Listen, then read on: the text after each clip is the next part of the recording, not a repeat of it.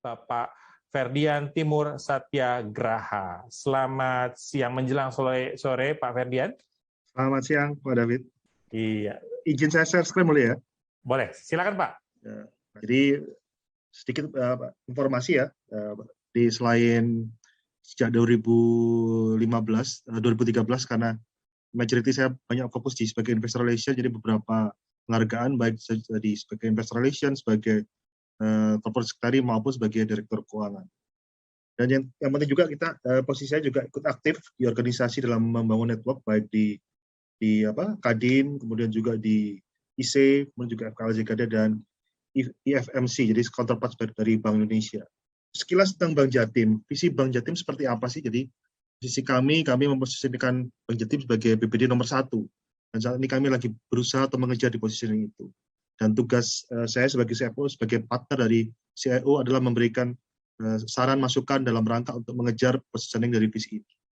Di posisi misi adalah bagaimana menerjemahkan dari pencapaian visi ini, dari baik digital banking, SDM, dan yang terpenting adalah adanya keberlanjutan dari keuangan.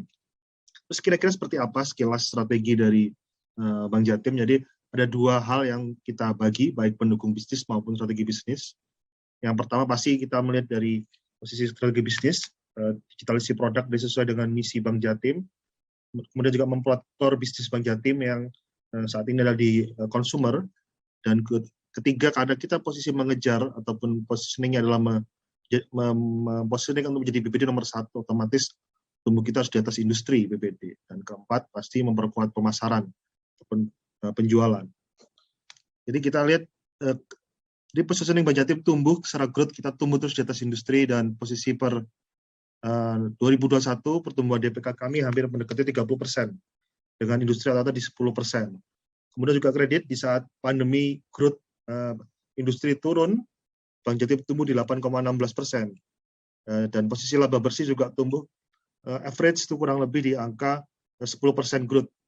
Dan ini di saat pandemi pun kita bisa menjaga profitabilitas dengan baik. Dengan rasio-rasio keuangan yang tetap terjaga, baik CAR, reserve profitability di ROA, ROE maupun di BOPO-nya. Berikut. Kembali lagi ke isu saat ini, apa sih yang penting leadership di New Business Era, terutama di CFO? Lanjut. Ada 4 kriteria utama yang perlu diperkuat. Yang pertama pasti digital leadership. Jadi sebagai penyedia data keuangan, penguatan di big data, bagaimana mengolah data ini sebagai strategik ataupun poin untuk penguatan di bisnis. Contoh di kami adalah positioning di BPD nomor 1. Jadi bagaimana growth bisnis tumbuh accelerate baik secara organik maupun anorganik. Otomatis ada yang ini mendukung di posisi nomor 2. Bagaimana ini bisa diterjemahkan digitalisasi ini ke strategiknya seperti apa, dan strategi growth-nya adalah bertumbuh di atas industri. Yang ketiga pasti meng-driven inovasi di masing-masing unit maupun di secara keseluruhan. Ini yang kita bangun terutama di masing-masing unit. Pertama kalau di finance, di tim kami ada 3 direktur bagian, baik treasury, keuangan maupun di planning division. Dan yang keempat pasti memperhatikan global bisnis, seperti apa kondisi pandemi, dampak pandemi secara keseluruhan, dan di isu 2022 terkait tapering, ini beberapa hal yang menjadi concern ataupun strategi di 2022. Lanjut. Terus skill utama digital leadership yang jadi poin penting untuk CFO adalah pertama adalah komunikasi, bagaimana mendeliver poin strateginya atau informasi keuangannya, atau seperti gambaran dari bagaimana penetrasi bisnisnya, ini bagian dari hal yang terpenting.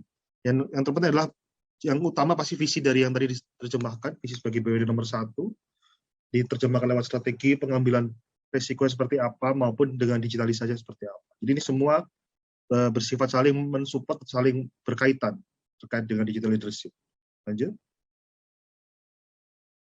Kalau kembali ke Bank Jatim, apa langkah yang dilakukan? Otomatis sesuai dengan Digital 4.0, kita kembangkan BJTM Connect. Ini bagian dari strategi bisnis kami untuk penguatan digital, di transaksi kredit melalui online, pembukaan rekening secara online, kemudian juga cashless society di daerah, di Pemda maupun di masyarakat. Kita kembangkan melalui KRIS, melalui digitalisasi produk, masuk pembayaran parkir, lain-lain bersama-sama dengan Pemda di daerah Jawa Timur. Ini bagian dari penguatan cashless society di Jawa Timur. Jadi Bank Jatim mensupport dan membangun ekosistem digitalisasi di daerah. Lanjut. Terus secara detail, apa inovasi-inovasi yang dikembangkan di digitalisasi di keuangan maupun treasury? Yang pertama, kami sudah melakukan planning untuk regional business bank dengan elektronik. Jadi kita menggunakan e-planning atau menggunakan digitalisasi.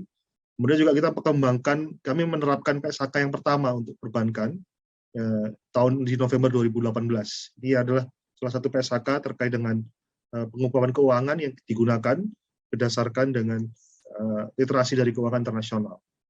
Berikutnya yang pasti sangat penting adalah aplikasi manajemen top view. Jadi kami punya data, big data terkait keuangan yang kita gunakan harian, mereview keuangan, dan ini juga jadi bagian strategis untuk mengevaluasi progres kinerja tiap harian.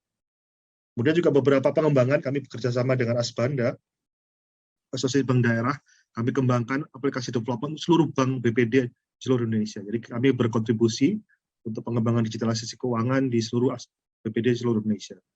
Sedangkan di bidang treasury, kami kembangkan juga untuk transaksi-transaksi dengan cabang real time menggunakan aplikasi sehingga rekan-rekan di cabang lebih mudah penggunaan untuk transaksi dari devisa maupun transaksi dari digitalisasi di treasury. Yang kedua juga kita kembangkan produk-produk digitalisasi yang lain, transaksi falas, kemudian cross currency digital, semua penggunaan aplikasi dalam rangka untuk mempercepat bisnis proses maupun pelayanan buat nasabah Bank Jatim. Lanjut.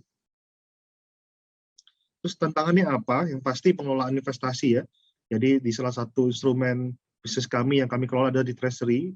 Di situ juga kami posisinya juga harus bagaimana mengelola dana yang idle saat ini di 2020 yang cukup besar maupun 2021 ini untuk menghasilkan keuntungan yang cukup besar. Otomatis kita mulai menempatkan di sektor obligasi atau surat berharga dan tetap memilih di posisi yang short term period. Jadi baik dengan bundling bersama teman-teman sekuritas dengan produk reksadana pasar uang dan lain-lain dalam rangka untuk menjaga pendapatan dan tetap menjaga likuiditas dari Bank Jatim ke depan. Berikutnya. Ini beberapa strategi yang kami tekankan, jadi kami tetap menjaga likuiditas melalui beberapa rasio yang kami jaga, tapi di lain pihak kami juga optimalisasi, terutama di kategori yang HQLA, jadi rasio likuiditas harian, dengan penempatan di surat berharga yang lebih tinggi yield-nya. Ini dalam rangka untuk menjaga profitabilitas dari 2017 sampai dengan 2021 bertumbuh secara positif, dan growth-nya kurang lebih 10% tiap tahun. Jadi ini yang kita jaga secara pertumbuhan bisnis.